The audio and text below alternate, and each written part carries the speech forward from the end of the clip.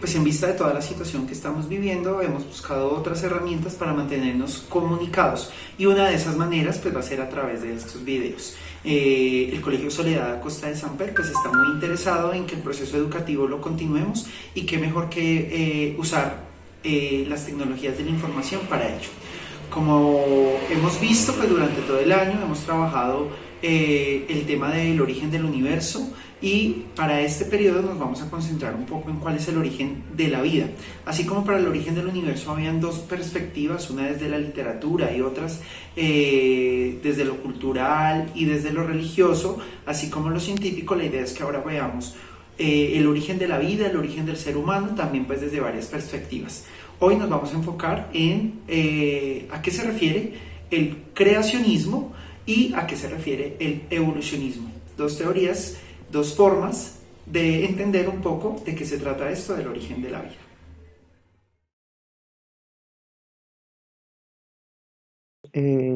Hablando ahorita, vamos a continuar con este tema sobre el origen de la vida, la pregunta por quiénes somos. Como ya hemos visto en clase, entonces el mundo tal como lo conocemos, pues es el resultado de diversas transformaciones naturales, biológicas, físicas, culturales y sociales a través de los miles de años que han transcurrido.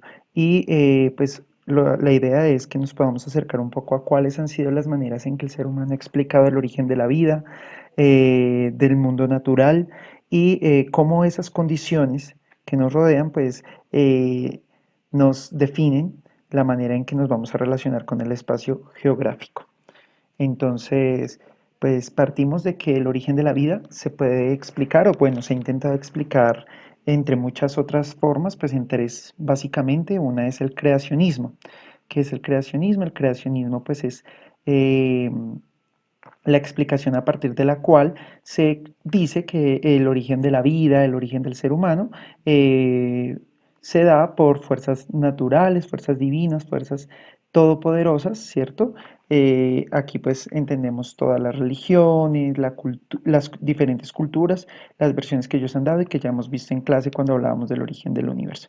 Por otro lado, tenemos la teoría de la generación espontánea, que explica que la vida puede surgir de cualquier tipo de materia. Y por último tenemos el neodarwinismo y el darwinismo y el neodarwinismo, que es lo que nos va a hablar en sí de la evolución de las especies, que ya más adelante. Entonces, a partir de esta última teoría del darwinismo, de la evolución, pues el ser humano inicia un dominio del espacio público desde África, ¿cierto? Y a partir de África, pues empieza a recorrer y a poblar el resto del mundo según lo que se ha investigado hasta el momento sobre las rutas de poblamiento del ser humano. Y este dominio del espacio geográfico pues se hace a través de las diferentes actividades, del uso del lenguaje, del fuego, que también en una guía que ustedes desarrollaron pues está muy claro. Por otro lado, pues en este sentido, el ser humano tendría unos antepasados que compartimos con otras especies, ¿cierto? Y se trataría de los homínidos, que fueron mamíferos que evolucionaron física y culturalmente de los simios, y en una de esas bifurcaciones de la evolución, pues surge el ser humano, que también va a tener un proceso que más adelante vamos a poder ver en clase. Entonces, eh, a partir de esto, entonces vamos a hablar primero del creacionismo. Entonces el creacionismo es esa visión del mundo que nos explica el origen de la vida a partir de el mito, a partir de la religión, a partir de las creencias de cada cultura. Entonces acá tenemos una imagen de Adán y Eva, que como sabemos, pues en la religión cristiana, el origen del hombre está en Dios, que crea al hombre y a la mujer, y que está presente en la Biblia en el primer libro, ¿cierto? El Génesis. Tenemos acá una imagen del pangú. Entonces el pangú tiene que ver con el huevo cósmico, ya lo vimos en clase, ¿cierto? En la cultura asiática. Y acá tenemos una imagen que representaría otro ejemplo del creacionismo, que es Bachué, ¿cierto? La mujer que salió de la laguna de Iguaque con un niño en brazos, según la cultura muisca. Estos son apenas algunos ejemplos. Ya en clase hemos visto cómo desde otras culturas, desde los griegos, los mayas, los aztecas, pues también se había planteado una historia sobre el origen de la vida. Entonces vamos a hablar ahora de otra teoría, que es la de la generación espontánea. Entonces, pues desde la antigüedad y durante la Edad Media, que más adelante vamos a ver también, pues el ser humano, a partir de lo que veía, creía que la vida también pues se originaba a partir de lo inerte, ¿no? Porque de la nada aparecían algunos animales, algunos insectos y todo eso.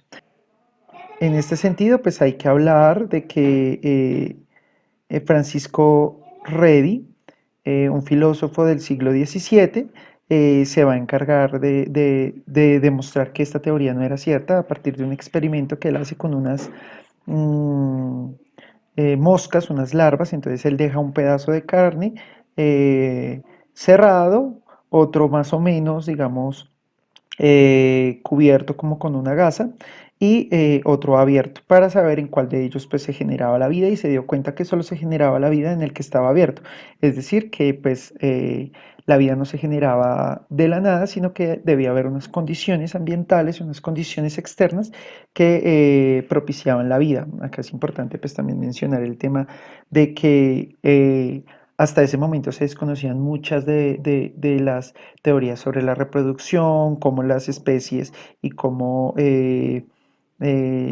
los animales, ¿cierto? Y los insectos se reproducían, que más adelante se logra descubrir. Entonces, para hablar ya de la evolución, pues primero tenemos que hablar de un gran científico, uno de los más importantes de la biología, que es Jean-Baptiste Lamarck. Este filósofo del siglo XVIII pues planteó de que habían especies que provenían de otras especies antiguas que ya habían dejado de existir, ¿cierto? Ahí nace la teoría del evolucionismo. eh, entonces, más adelante, bueno, acá vemos una de las propuestas que él hace es con respecto a las jirafas. Entonces, que de acuerdo al lugar donde viven las jirafas, eh, se vieron en la necesidad de tener que esforzarse para alcanzar su alimento de los altos árboles, y a través del tiempo, pues esto hizo que las jirafas tuvieran un cuello muchísimo más largo. Es decir, que a partir del contexto, las especies tienen que empezar a desarrollarse y empiezan a evolucionar para adaptarse al contexto en el que está. Entonces, eh, a partir de esto es que más adelante Charles Darwin pues complementará todo lo que tiene que ver con esta teoría del evolucionismo. Entonces ya pasamos a Charles Darwin. Este es un filósofo inglés del siglo XIX, un filósofo de los más importantes de la historia, defensor del evolucionismo, ¿cierto? Entonces que eh, él va a aportar mucho a todo lo que ya hemos visto en clase sobre las eras geológicas, sobre cómo el planeta pues, fue evolucionando hasta que se dieron las condiciones para que por fin hubiera vida hace más o menos 3.500 millones de años, ¿cierto? Entonces, que eso ya lo vimos, de cómo la atmósfera se llenó de oxígeno y nos permitió pues, que aparecieran las primeras formas de vida o estas bacterias unicelulares que evolucionarían hasta convertirse pues en lo que ya hemos visto. Entonces, ¿qué sucede? Él va también a tener en cuenta otras ideas como las de Mendel, ideas sobre la genética y la herencia y cómo las especies pues van heredando ciertas características a través de cada generación, y cómo pues cada animal, cada especie pues tiene unas características particulares para poder sobrevivir en el entorno en el que está, reptiles, anfibios, insectos, etcétera. Entonces, pues eso es muy, muy importante tenerlo en cuenta. Eh, Charles Darwin logró basar casi que toda su teoría o reforzar sus ideas a partir de un viaje que él realiza eh, con apenas 22 años. Se va, por una invitación de un amigo, se va a realizar un viaje en un barco que se llama el Beagle, y En este viaje, él recorre gran parte de Sudamérica, acá estamos nosotros, estuvo muy cerca, y en ese viaje que él pensaba que iba a durar 2 años y que al final duró 5, él empieza a llevar unos diarios en donde va analizando a los animales y empieza a encontrar características similares y todo eso. Y más adelante, a partir de toda esta observación, pues él va a escribir uno de sus libros más famosos, que es El origen de las especies, en donde, por ejemplo, acá él habla de las tortugas de Galápagos, de las Islas Galápagos, en donde él empieza a darse cuenta cómo hay muchas especies que tienen unas características similares, es decir, que eh, pueden tener un origen, unos antepasados comunes y que luego pues van evolucionando de acuerdo a cada lugar. Eh, Acá otro mapa sobre cuál fue el viaje, el recorrido que hizo Charles Darwin por el mundo y que le permitió pues hacer esta teoría. Entonces, eh, pues como para finalizar, quiero que pensemos o piensen ustedes si saben, si conocen qué es la paleontología. Espero que podamos averiguar un poco por qué la paleontología es tan importante para todo lo que hemos visto en clase sobre indagar el origen de la vida, cómo era la vida en la prehistoria y pues podamos trabajar un poco sobre estos. Entonces espero que hayamos aclarado algunas dudas, que puedan investigar mucho más a fondo sobre el tema. Voy a dejarles unos videos extra para que podamos trabajar. Bueno chicos, entonces este libro, El origen de las especies, se va a convertir en uno de los más importantes de la obra de Darwin, que recoge todo lo que fue su experiencia en este viaje de 5 años recorriendo el mundo y que será el insumo de su teoría de la evolución. La idea es que ustedes busquen ejemplos de especies naturales que nos puedan servir para entender un poco más la teoría de la evolución. Y además voy a dejarles otros videos complementarios en la plataforma de Google Classroom para que ustedes los revisen y puedan complementar la información que hemos visto en este video.